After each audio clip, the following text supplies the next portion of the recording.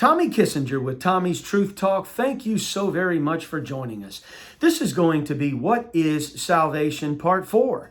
This is going to be the final one in the teaching series, the grand conclusion. We've been reading from this writing by Dr. Stephen Jones entitled just that, What is Salvation? He's been asking and answering this all-important question. It comes from his series of key biblical concepts or defining key biblical concepts. So in just a minute, we're going to pick up where we left off. But before we do that, we're asking if you would hit that thumbs up button, hit the like button. Thank you so very much. And if you have not subscribed to the channel, if you would please consider doing so. So let's summarize a little bit. In this teaching, we have discovered that in the Old Testament, that these three feasts of the Lord, Passover, Pentecost, and Tabernacles, that they refer to our salvation in type and shadow. They refer to the fact that we need to be saved spirit, soul, and body. And this is called justification, sanctification, and glorification. And then come to find out that Passover, Pentecost, and Tabernacles also have a much larger meaning and refer to three great harvests of the Lord, in which all will be saved in the fullness of time. The barley harvest, the wheat harvest, and the grape harvest. And this is why Paul could make such a great declaration that every knee would bow and every tongue would confess that Jesus Christ is Lord, to the glory of God the Father.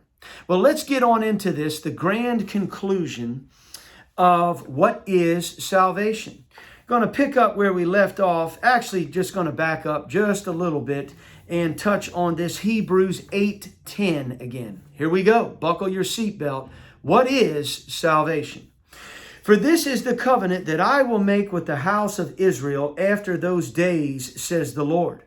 I will put my laws into their minds, and I will write them on their hearts. I will be their God, and they shall be my people. Clearly, this is something that God is up to, that God is doing, okay? Listen to it. God says, I will make this covenant. I will put my laws into their minds.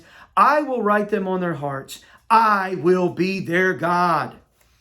The old covenant was based off of the promises of men to God. The new covenant is based off of God's performance and the promises of God to us. Hallelujah. This new covenant is a one-sided promise of God. The old covenant said, if you will indeed obey. Exodus 19:5. The new covenant said, I will, and they shall be. Whereas the people found it impossible to fulfill their vow to God, God is able to fulfill his vow to us. Ladies and gentlemen, especially Christians, you have to understand this. God is able to save us. And God is able to save all mankind. Yes, he is, and he's going to do it. This is not merely a vow to make salvation available to all, but a promise to save all in the end. Too many Christians, when they think of Jesus Christ as being the Savior of the world, in their minds they think, well, potentially he has set himself up to save all. If man can muster up enough free will and enough free moral agency and get on board before he takes his last breath. No, that's not the way God set his plan up. He did not set his plan up to make man in his image based off of just man and his will and his free moral agency. Well, God would have known that would have been a failure, and God is not a failure.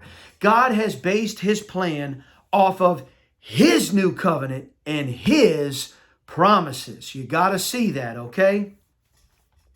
We see this clearly in the restatement of God's vow at the end of Israel's wilderness journey, where he made a second covenant with them. Deuteronomy 29:1. He told Moses to gather together all of the people, including women, children, and foreigners among them. Then he told them in Deuteronomy 29, verses 13 through 15. This is a really cool passage, and until Doc Jones had brought this to my attention, I really had passed over this and was not aware of what this was actually saying. in order that he may establish you today in his people, and that he may be your God, just as he spoke to you and as he swore to your fathers, to Abraham, to Isaac, and Jacob. Not now with you alone am I making this covenant and this oath, but both with those who stand here with us today in the presence of the Lord our God, and with those who are not here with us today. So right there, God made a covenant with the whole earth. Go back and check it out for yourself. Deuteronomy 29 verses 13 through 15. This was a covenant on the order of what God promised to Abraham, Isaac, and Jacob. Most of us know that the new covenant was based on the promises given to Abraham. The new covenant actually preceded the old covenant with Moses. The difference was that God made a promise to Abraham, and Abraham simply believed that God was able to do what he said he would do. Romans 4:21 and 22. The old covenant with Moses was very different in that it required the people to obey God in order for the covenant to be valid and for the people to receive the benefits of that covenant. The old covenant put the responsibility upon man to do something, works, to receive salvation and deliverance. The new covenant, just the opposite, put the responsibility upon God to change the hearts of men so that they would become his people and that he would be their God. Hallelujah. Ladies and gentlemen, we got to get the revelation of this, okay? The new covenant puts the responsibility upon God. The responsibility is upon God to change our hearts.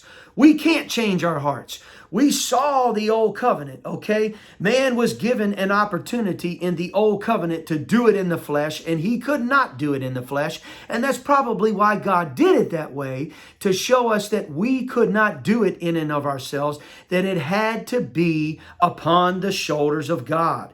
So then he comes with this new covenant, okay, where the responsibility is upon God to change the hearts of men so that they would become his people and that he would be their God.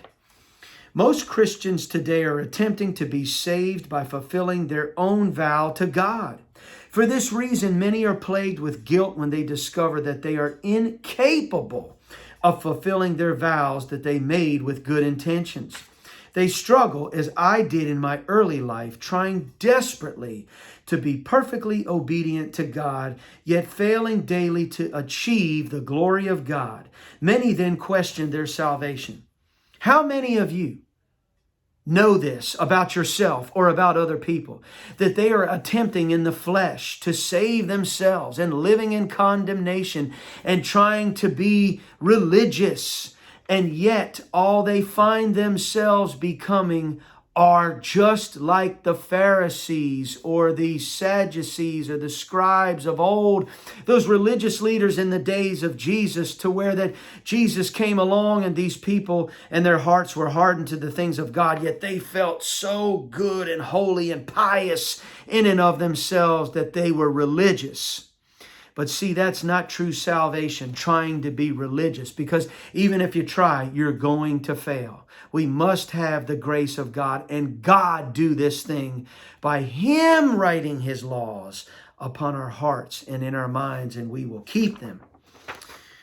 Once they receive the revelation that their salvation is based upon God's vow and not their own, a great burden is removed from their shoulders, and they thank God for his goodness. They see then that God intends to save everyone, not only those who stood in God's presence to hear God's oath in the days of Moses, Deuteronomy 29:14, but also those who are not with us here today, Deuteronomy 29:15. When you get a revelation of the ultimate restoration of all things, when you get a true revelation of the new covenant, a burden, a great burden is lifted off your shoulders. The pressure comes off. You realize, hey man, this thing's not up to me and my flesh to be religious and to try to be holy and to be perfect so I don't bust hell wide open when I die and take my last breath. No, this thing is in the hands of God. God's got it. And He is calling us to understand this, to believe this, to receive it, and to walk in it. The vast majority of people were not there that day, yet are still beneficiaries of God's promise. We ourselves are included in that number and are among those to whom God made this oath to make us His people and to be our God. God made an oath, ladies and gentlemen, to be our God and for us to be His people. You think God has the love, power, and wisdom to do it? You better believe He does. As with Abraham, we are required only to believe that God is able to fulfill His promise to us. For we read in Romans 4:21 and 22, and Abraham, now this is a powerful passage. Get this, ladies and gentlemen. Abraham being fully persuaded or fully assured that what God had promised, he was also able to perform. Therefore, it was also credited to him as righteousness. That is how we appropriate this righteousness that has been given to us by God through the new covenant, is we have faith. We believe on the Lord Jesus Christ, right? Believe on the Lord Jesus Christ and believe in your heart that God raised Him from the dead. Confess with your mouth, and you shall be saved, is what we are told. So Abraham was fully persuaded or fully assured that God was able to do what He said that He was going to do. And that's where we find ourselves. If we want to grow in grace and in the knowledge of the Lord, if we want to go beyond just justification by faith and press into this sanctification where we are becoming what the Lord has declared us to be in justification, well, we've got to come to the place where we're fully persuaded and fully assured that God is able to do what He said He would do. The promise of God is assured. The whole earth will indeed be saved. How great is this news, ladies and gentlemen? The whole earth indeed will be saved, as God promised. This is hanging on the promise of God, the oath of God, God swearing that He would do this, God's new covenant. But our salvation is timed according to our faith that God is able to fulfill His oath to us. This is Abrahamic faith. This is new covenant faith. God has promised to put His laws into our minds and write them in our hearts. This does not always occur during one's lifetime. In fact, most people never have such faith during their lifetime on earth. But there is an age to come in which the dead will be raised, wherein God will indeed fulfill His promises to the vast majority of mankind. The only real question is whether or not we believe this, or if we think that God is able to fulfill His promise to restore the earth, the entire earth, to the purpose for which it was created. This is fabulous news, ladies and gentlemen. And so you really have two things going on there as far as God's promise to save all, because all are going to be saved. But do you want to know about it now, or do you want to come later? If you believe on the Lord Jesus Christ now, and you become fully persuaded that God is able to do what He said He would do, well, then you benefit from it now, and you're justified by faith, and then you enter into sanctification, and then you put yourself in a position to qualify for the glorification of the first resurrection. If you die as an unbeliever, well, you will wake up in the second general resurrection, and you'll go into the lake of fire. But the good news is that God has promised and planned to save all through the Lord Jesus Christ. And God will bring all through this process, and many will have to go through purification in that great age to come that we just read about. It's called the age of the ages, okay? And it's the final age in which God will bring all to Himself.